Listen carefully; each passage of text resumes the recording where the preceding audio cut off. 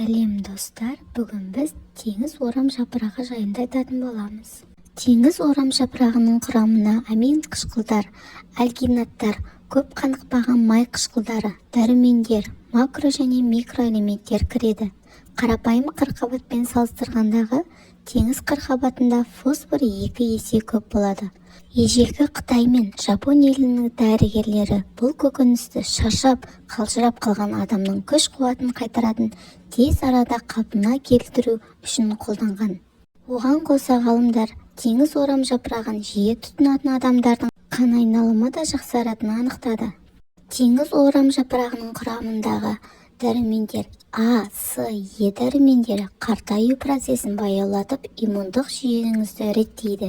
Д дәрумені ағзаңызға кальций мен фосфорды қабылдауға көмектеседі. В1, В2 дәрумендері зат алмасу процесін қалыпқа келтіріп, күш-қуатыңызды арттырады. В6, ПБ дәрумендері жүйке жүйеңізді тыныштандырып, шашыңызды, тырнағыңызды дұрыс өсуіне кепілдік береді.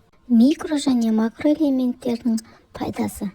Натрий, калий, қышқылдық сілтілік және су теңгеріміңізді сақтайды.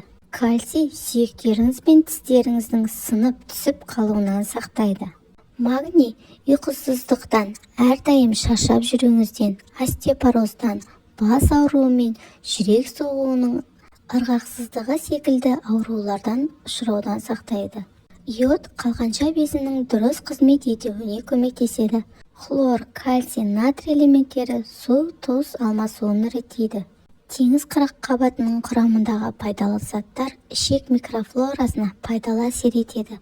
Сау ішек бактерияларының санын арттырады.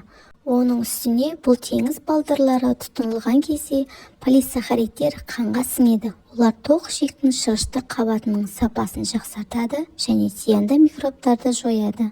Теңіз балдырлары жүрек ауруы үшін таптырмас құрал.